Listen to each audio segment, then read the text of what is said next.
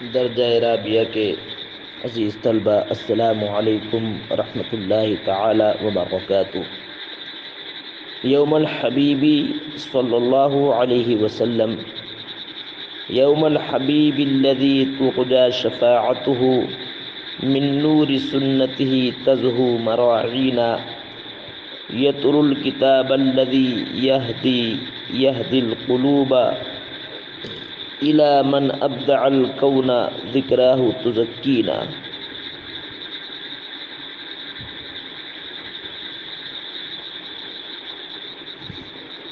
يوم الحبيب الذي يعفو الإله به ويمنه السفح عن كل المعانين، يوم الحبيب الذي يطوي الرجاء به حتى يجاب دعاء قبل آمينا، يوم الحبيب الذي من جاءه وجلا مستغفرا ربه يرضى ويرضينا۔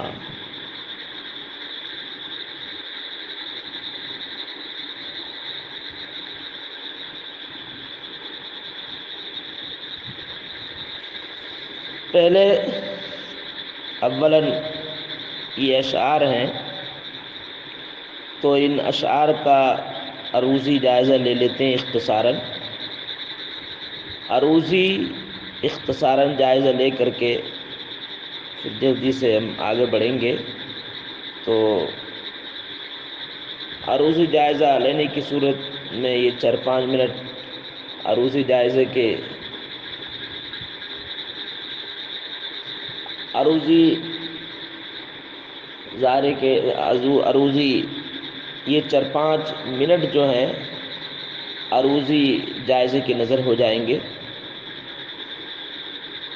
اس لیے آج یہ جو سب اشعار ہیں سب نہیں پڑھائے جائیں گے، آدھی اشعار پڑھائے جائیں گے۔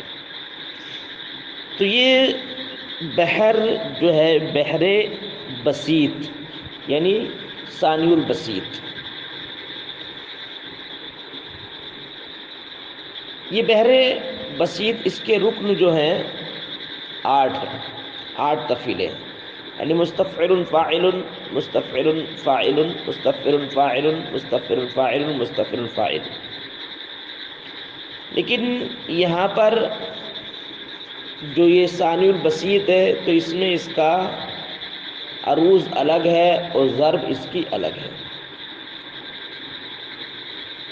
مصرع اول کے آخری رکن کو عروض کہتے ہیں، مصرع ثانی کے آخری رکن کو ضرب کہتے ہیں۔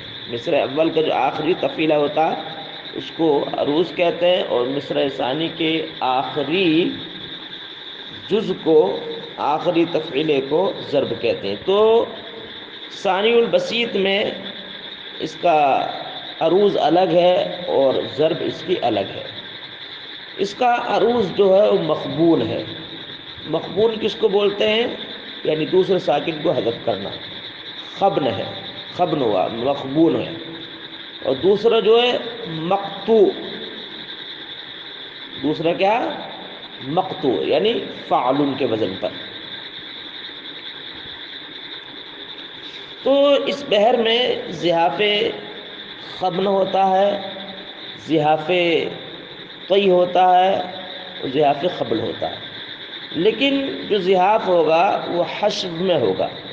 حشو کا مطلب ہے زحاف خبن، زحاف طی، زحاف خبل جو ہوگا وہ اس کے نہ عروض میں ہوگا اور نہ عروض میں ہوگا اور نہ اس کے ضرب میں ہوگا، صرف حشو میں ہوگا۔ یعنی عروض سے پہلے جو تفعیلیں ان میں اور ضرب سے پہلے جو تفعیلیں ان میں ہوگا۔ اور زحاف خبن جو ہوگا وہ پہلے تفعیلے میں ہوگا، زحاف خبن بھی ہوگا پہلے تفعیلے میں اور زحاف طی بھی ہوگا، یعنی مستفعل۔ تو مستفعل اس کے دوسرے ساکن کو حذف کر دیں گے تو یہ مانوس کی صورت میں ہو جائے گا مفاعل۔ اور طی کا مطلب ہے چوتھے ساکن کو حذف کرنا، تو مستفعل کے چوتھے ساکن کو حذف کر دیں گے تو یہ ہو جائے گا مفتعل۔ اور دوسرا جو تفعیلہ فاعل اس میں جو ہوگا وہ زحاف طی نہیں ہوگا، زحاف خبن ہوگا صرف، ضیاف قبل، یعنی وہ صرف فعل رہے گا۔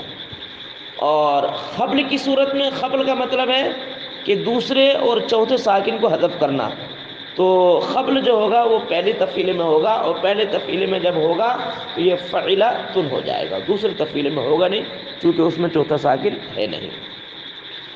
تو آپ جو ہے اس بحر بسیط کے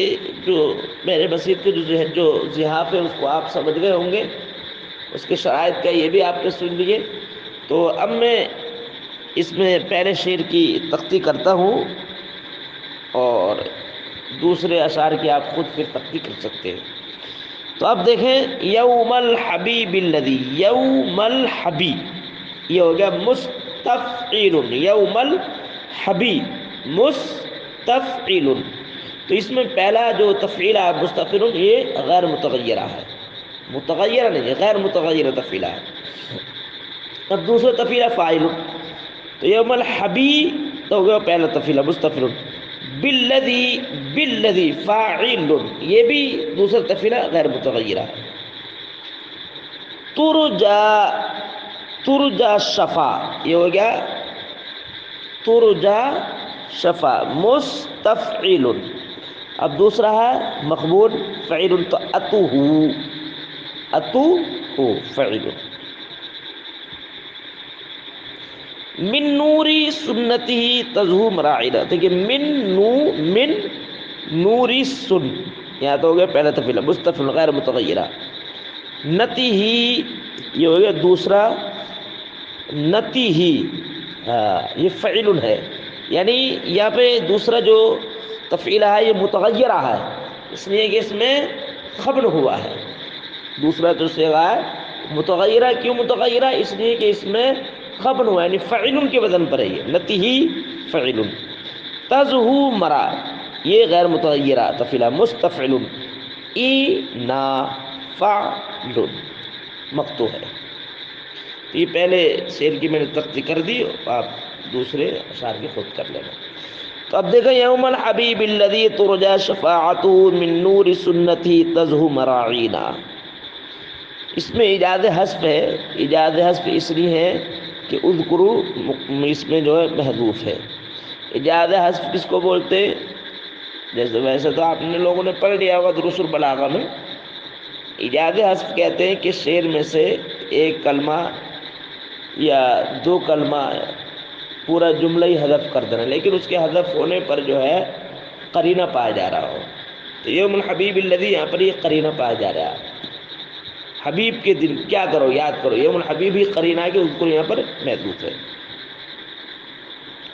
اور اس میں صنعت تلمی بھی ہے، اس میں اشارہ ہو رہا ہے، سرکار فرماتے ہیں شفاعتی لأہل الکبائر من امتی، اس کی طرف اشارہ ہو رہا ہے صنعت تلبی کے طور پر۔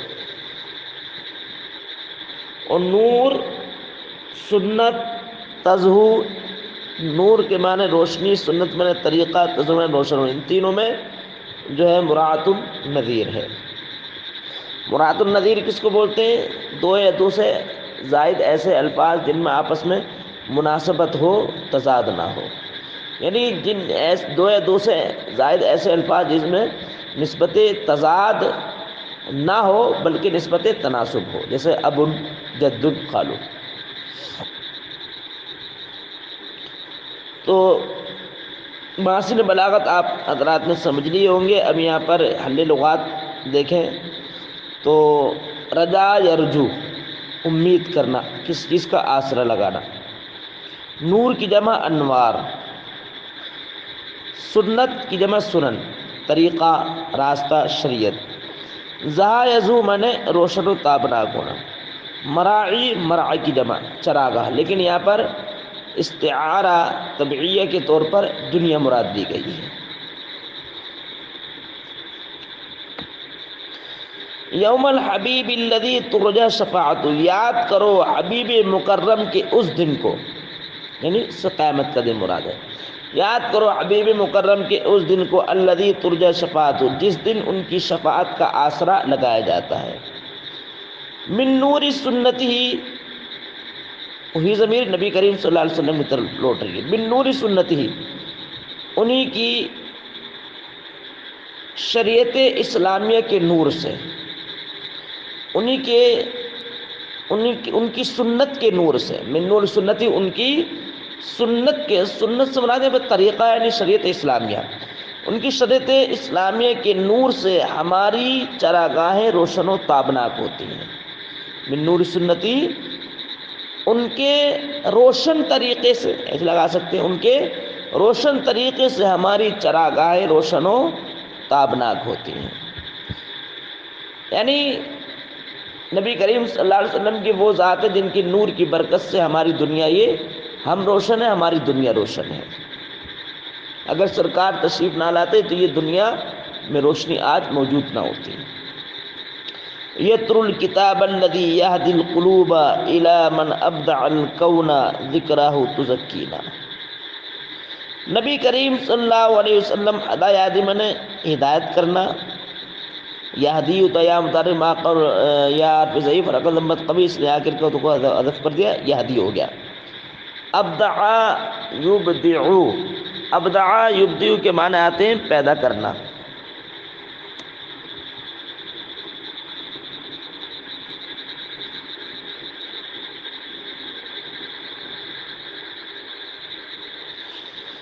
تو اب دیکھیں یوم کی یتلو کی ضمیر تلا یتلو تلاوت کرنا، یتلو تیاری عارف ضعیف رقم ضمت قوی واو برکت کو حذف کر دیا۔ یتلو کی ضمیر لوٹ رہی حبیب مکرم صلی اللہ علیہ وسلم کی، نبی کریم صلی اللہ علیہ وسلم کتاب کی تلاوت فرماتے۔ یتلو الکتابہ، ہر مسجد میں آپ کتاب الہی کی تلاوت فرماتے ہیں۔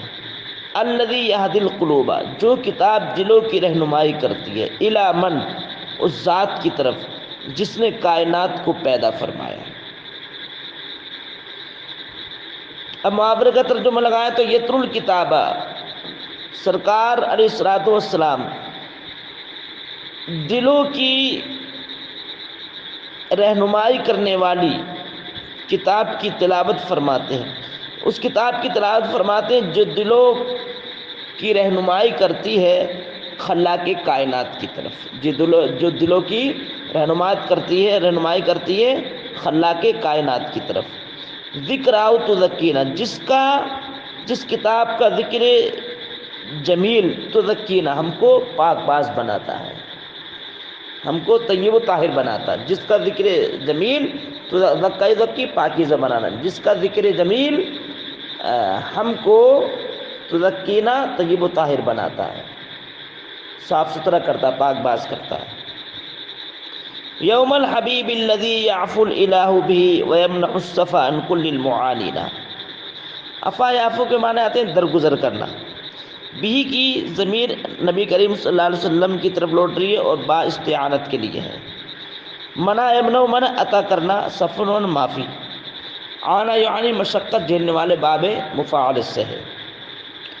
یوم الحبیب الذی یعفو الالہ بہ، یاد کرو اس حبیب مکرم کے دن کو کہ جس کے واسطے سے اللہ تعالی ہماری خطاؤں کو درگزر فرمائے گا، جس کے واسطے سے ہماری خطاؤں کو درگزر فرمائے گا۔ وَيَمْنَعُ الصَّفَا، اور جس کے واسطے سے اللہ تعالی معافی عطا فرمائے گا دنیا میں مشقت جھیلنے والوں کو۔ وَيَمْنَعُ الصَّفَا، منع یمنع من عطا کرنا، اللہ تعالی معافی عطا فرمائے گا عن کل المعانین، تمام دنیا میں مشقت جھیلنے والوں کو، یعنی صبر و تحمل اختیار کرنے والوں کو۔ جو اس دنیا کے اندر جتنی تکلیفیں، شدتیں، پریشانیاں برداشت کرے گا، اتنی مرتبہ اس کا بلند و بالا ہوگا۔ یوم الحبیب الذی یطوی الرجاء بہ حتی یجاب دعاء قبل آمینا۔ طوا یطوی کے معنی آتے ہیں لپیٹنا، یعنی وابستہ ہونا۔ رجا یہ یطوی کا فاعل ہے، اور رجا کی جمع آتی ہے ارجا۔ اجابہ یجیبو قبول ہونا، دعاء یجابو کا نائب فاعل ہے۔ یاد کرو حبیب مکرم کے اس دن کو، یوم الحبیب الذی یطوی الرجاء، یاد کرو حبیب مکرم کے اس دن کو کہ جن کے واسطے سے امید وابستہ ہوتی ہے۔ یاد کرو حبیب مکرم کے اس دن کو کہ جن کے واسطے سے امید وابستہ ہوتی ہے۔ یاد کرو حبیب مکرم کے اس دن کو کہ جن کے دامن سے امید وابستہ ہے۔ یاد کرو حبیب مکرم کے اس دن کو کہ جن کے دامن سے ہماری امیدیں وابستہ ہیں. حتی یجاب دعا، یہاں تک کہ دعا کو قیامت کے روز قبولیت کا درجہ دیا جائے گا. حتی یجاب دعا، یہاں تک کہ دعا کو قبولیت کا درجہ دیا جائے گا. قبل آمین، قبل آمین، آمین کہنے سے پہلے. یوم الحبیب الذی من جاء وجلا مستغفرا ربہ یرضا ویرضینا. یرضا ویرضینا میں دینا سے اشتقاق ہے.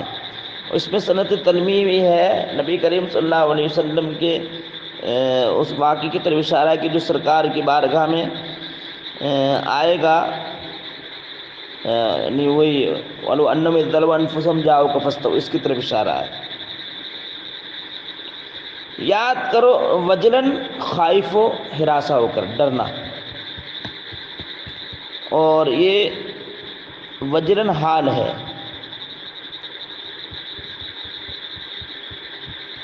ہو ضمیر سے یاد کرو حبیب مکرم کے اس دن کو. الذی من جاءہ، ہو ضمیر الذی کی طرف، جن کے پاس، من جا جو شخص آئے گا.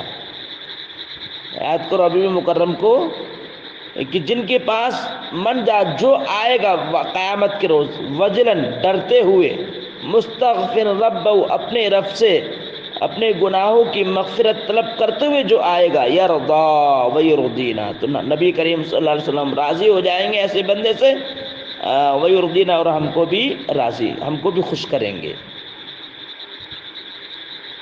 یعنی ہمیں فرح و سرور حاصل ہوگا.